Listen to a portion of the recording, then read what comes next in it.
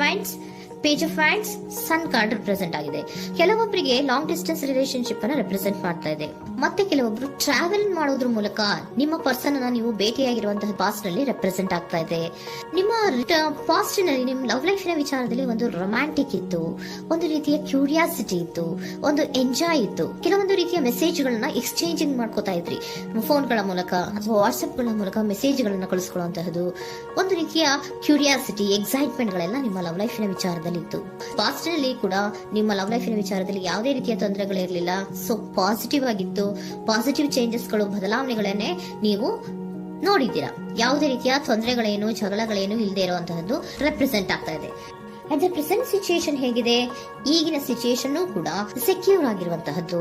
ನಿಮ್ಮ love life ನ ವಿಚಾರದಲ್ಲಿ ಅಟ್ ಪ್ರೆಸೆಂಟ್ ಅಲ್ಲೂ ಕೂಡ, ಈ ಹಿಂದೆನೂ ಕೂಡ ನಿಮಗೆ ಚೆನ್ನಾಗೇ ಇತ್ತು, ಈಗಲೂ ಕೂಡ ಪ್ರೆಸೆಂಟ್ ಅಲ್ಲಿ ನಿಮಗೆ ಕಿಂಗ್ ಆಫ್ ಪ್ಯಾಂಟಿಕಲ್ ರೆಪ್ರೆಸೆಂಟ್ ಆಗ್ತಾ ಇರೋದ್ರಿಂದ ನಿಮಗೆ ಲವ್ ಲೈಫ್ ನ ವಿಚಾರದಲ್ಲಿ ಚೆನ್ನಾಗೇ ಇದೆ. ಸೊ ಒಂದು ಭದ್ರತೆ ಇದೆ. ಲವ್ ಲೈಫ್ ನ ವಿಚಾರದಲ್ಲಿ ಒಂದು ಸಾಮರಸ್ಯ ಇದೆ. ಯಾವುದೇ ರೀತಿಯ ತೊಂದರೆಗಳು ಏನು ಕಾಣ್ತಾ ಇಲ್ಲ. ಸೆಕೆಂಡ್ ಕಾರ್ಡ್ ಬಂದಿರುವಂತಹ ಪ್ರೆಸೆಂಟ್ ಸಿಚುಯೇಷನ್ ಅಲ್ಲಿ ಸ್ಟ್ರೆಂತ್ ಇದೆ, ಬಾಂಡೇಜ್ ಇದೆ. ಚೆನ್ನಾಗಿ ನೀವಿಬ್ಬರ ಮಧ್ಯೆ ಒಂದು ಬಾಂಡೇಜ್ ಇದೆ, ಸಾಮರಸ್ಯ ಇದೆ, ಹೊಂದಾಣಿಕೆ ಗುಣಗಳು ತುಂಬಾ ಇದೆ. ಆದ್ರೂ ಕೂಡ ಅಟ್ ಪ್ರೆಸೆಂಟ್ ಅಲ್ಲಿ ಕೆಲವೊಂದು ವಿಚಾರಗಳ ಬಗ್ಗೆ ಅನುಮಾನವನ್ನ ಪಡ್ತಾ ಇರುವಂತಹದ್ದು ರೆಪ್ರೆಸೆಂಟ್ ಆಗ್ತಾ ಇದೆ. ಅಟ್ ಪ್ರೆಸೆಂಟ್ ಅಲ್ಲಿ ನೀವು ಕೆಲವೊಂದು ವಿಚಾರಗಳ ಬಗ್ಗೆ ನಿಮ್ಮ ಮೇಲೆ ನೀವು ಕೆಲವೊಂದು ಡೌಟ್ ಅನ್ನ ಪಡ್ತಾ ಇರುವಂತಹದ್ದು ರೆಪ್ರೆಸೆಂಟ್ ಆಗ್ತಾ ಇದೆ. ನಿಮ್ ಲವ್ ಲೈಫ್ ನಲ್ಲಿ ಕೆಲವೊಂದು ರೀತಿಯ ಭದ್ರತೆಗಳಿದೆ. ಸೊ ಯಾವುದೇ ರೀತಿಯ ತೊಂದರೆಗಳೇನೂ ಇಲ್ಲ, ಒಂದು ರೀತಿಯ ಗುಡ್ ಬಾಂಡೇಜ್ ಇದೆ.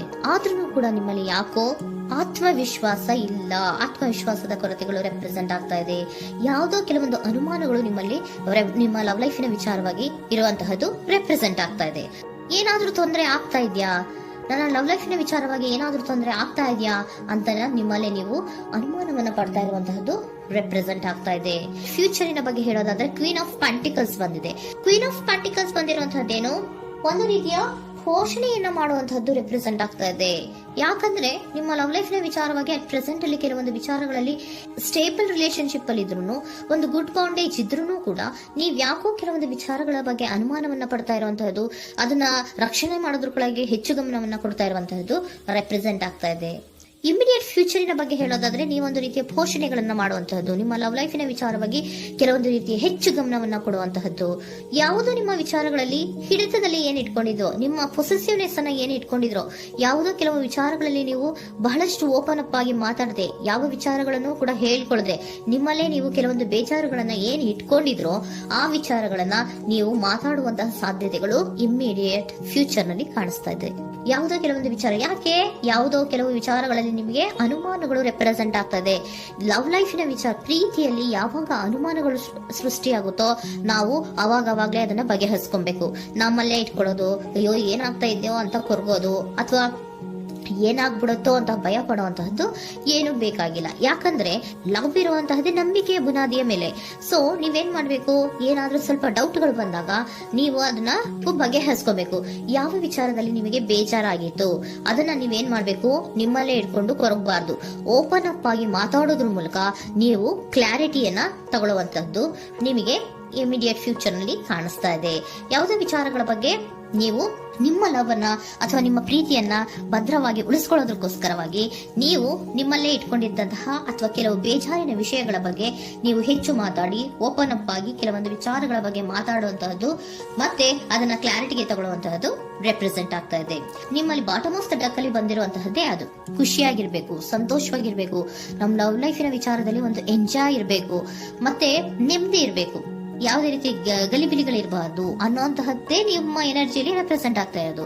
ಅದಕ್ಕೋಸ್ಕರನೇ ನೀವು ಏನೇನು ಕೆಲವೊಂದು ಸ್ವಲ್ಪ ಅನುಮಾನವನ್ನ ಪಡ್ತಾ ಇದ್ರಿ ಅಥವಾ ಕೆಲವೊಂದು ವಿಚಾರಗಳಲ್ಲಿ ನೀವು ಡಿಸ್ಟರ್ಬ್ ಆಗಿದ್ರಿ, ಓಪನ್ ಅಪ್ ಆಗದೆ ಹೇಳ್ದೆ ನಿಮ್ಮಲ್ಲೇ ನೀವು ಬೇಜಾರನ್ನ ಮಾಡ್ಕೊಂಡು ಏನು ಕೆಲವು ವಿಚಾರಗಳ ಬಗ್ಗೆ ಕೊರಗ್ತಾ ಇದ್ರಿ, ಅದನ್ನ ನೀವು ಓಪನ್ ಅಪ್ ಆಗಿ ಮಾತಾಡಿ ಅದರ ಬಗ್ಗೆ ತಿಳ್ಕೊಳ್ಳುವಂತಹದ್ದು, ಅದನ್ನ ಕ್ಲಾರಿಟಿಗೆ ತಗೊಳ್ಳುವಂತಹದ್ದು ನಿಮ್ಗೆ ರೆಪ್ರೆಸೆಂಟ್ ಆಗ್ತಾ ಇದೆ. ಪಾಸ್ಟಿನಲ್ಲಿ ನಿಮ್ಗೆ ತುಂಬಾನೇ ಚೆನ್ನಾಗಿತ್ತು, ಅಟ್ ಪ್ರೆಸೆಂಟಿನಲ್ಲೂ ತುಂಬಾನೇ ಚೆನ್ನಾಗಿದೆ. ಬಟ್ ಕೆಲವೊಂದು ವಿಚಾರಗಳ ಬಗ್ಗೆ ನೀವು ಸೆಲ್ಫ್ ಡೌಟ್ ಅನ್ನ ಪಡ್ತಾ ಇರುವಂತಹದ್ದು ರೆಪ್ರೆಸೆಂಟ್ ಆಗ್ತಾ ಇದೆ. ಏನಾಗ್ತಾ ಇದೆಯೋ ಅನ್ನೋದ್ರ ಬಗ್ಗೆ ನೀವು ಸ್ವಲ್ಪ ವಿಶ್ವಾಸವನ್ನ ಕಡಿಮೆ ಮಾಡ್ಕೊಳ್ತಾ ಇರುವಂತಹದ್ದು ರೆಪ್ರೆಸೆಂಟ್ ಆಗಿತ್ತು. ಬಟ್ ಆದ್ರೆ ಇನ್ ಇಮಿಡಿಯೇಟ್ ಫ್ಯೂಚರ್ ನಲ್ಲಿ ಏನಪ್ಪಾ ಅಂದ್ರೆ ನಿಮ್ಮ ಲವ್ ಲೈಫ್ ಅನ್ನ ನಾವು ಉಳಿಸ್ಕೊಬೇಕು, ನಾನು ಎಲ್ಲವನ್ನ ನಮ್ ಕಂಟ್ರೋಲ್ ಅಲ್ಲೇ ಇಟ್ಕೊಂಡು ಅಥವಾ ಪೊಸೆಸಿವ್ನೆಸ್ ಅನ್ನ ಬೆಳೆಸ್ಕೊಂಡು ನಾನೇ ಬೇಜಾರು ಮಾಡ್ಕೊಂಡಿದ್ರೆ ಸರಿ ಇಲ್ಲ, ನಾನು ಓಪನ್ ಅಪ್ ಆಗಿ ಮಾತಾಡಿ ಕೆಲವೊಂದು ವಿಚಾರಗಳ ಬಗ್ಗೆ ನಾನು ಕ್ಲಾರಿಟಿಯನ್ನ ತಗೋಬೇಕು ಅಂತ ಆಲೋಚನೆಯನ್ನ ಮಾಡ್ತಾ ಇರುವಂತಹದ್ದು ರೆಪ್ರೆಸೆಂಟ್ ಆಗ್ತಾ ಇದೆ. ಓಕೆನಾ? ಒಂದು ಏಂಜಲ್ ಗೈಡೆನ್ಸ್ ನ ನಿಮ್ಮ ಲವ್ ರೀಡಿಂಗಿನ ವಿಚಾರವಾಗಿ ತಗೊಂಡ್ಬಿಡೋಣ ಅಲ್ವಾ. The situation will improve. ಸಿಚುಯೇಷನ್ಗಳು ಇಂಪ್ರೂವ್ ಆಗತ್ತೆ. ನೀವು ನಿಮ್ಮಲ್ಲೇ ಇಟ್ಕೊಂಡು ಹೊರಗಬೇಡಿ. ಯಾವುದೇ ವಿಚಾರಗಳನ್ನ ನಾವು ಓಪನ್ ಅಪ್ ಆಗ್ಬೇಕು. ನಾವೇ ಬೇಜಾರು ಮಾಡ್ಕೊಂಡ್ರೆ ಅವ್ರಿಗೆ ಏನ್ ಅರ್ಥ ಆಗುತ್ತೆ, ನಿಮ್ ಪರ್ಸನ್ಗೆ ಏನ್ ಅರ್ಥ ಆಗುತ್ತೆ, ಏನಕ್ಕೆ ಬೇಜಾರು ಮಾಡ್ಕೊಂಡಿದೀರಾ ಅಂತ ಅವ್ರು ತಿಳ್ಕೊಬೇಕು ಅಲ್ವಾ. ನಿಮ್ಗೆ ಅವರಲ್ಲಿ ಏನೇ ರೀತಿ ಕ್ಲಾರಿಟಿ ಬೇಕು ಅಂದ್ರೂ ಕೂಡ ನೀವು ಮಾತಾಡಿ ಕ್ಲಿಯರ್ ಮಾಡ್ಕೊಳ್ಳಿ. ಅವಾಗ ಏನಾಗುತ್ತೆ, ದ ಸಿಚುಯೇಷನ್ ವಿಲ್ ಇಂಪ್ರೂವ್ ಆಗತ್ತೆ. ಇದಿಷ್ಟು ನಿಮ್ಮ ಮಂತಿನ ಲವ್